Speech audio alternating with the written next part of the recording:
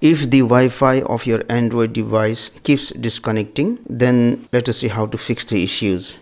So the first basic thing that you have to do is you have to restart your Android device. If it has not been restarted for a long time, the next thing that you have to do is you have to restart your router.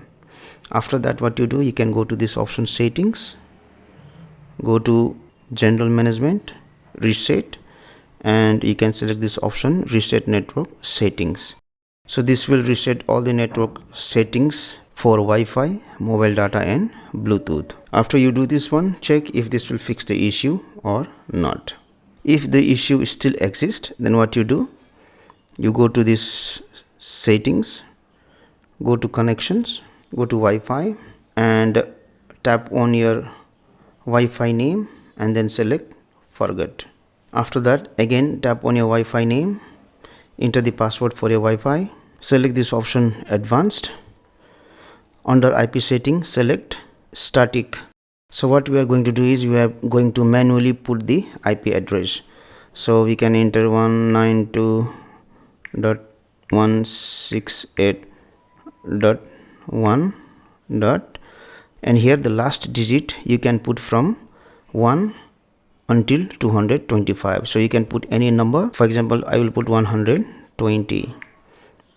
Gateway will remain same, and under DNS1 let it be same 48, and here you have to put 8.8.4.4. So once you have done this one, select save and then select connect.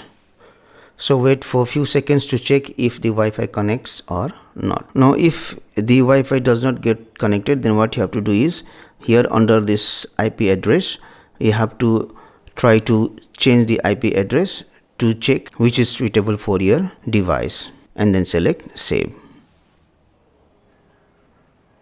The other thing that you can do is you can go to settings, you can go to connections, you can go to Wi-Fi, select more option, go to advanced and make sure that this option Wi-Fi power saving mode, if it is enabled, disable it.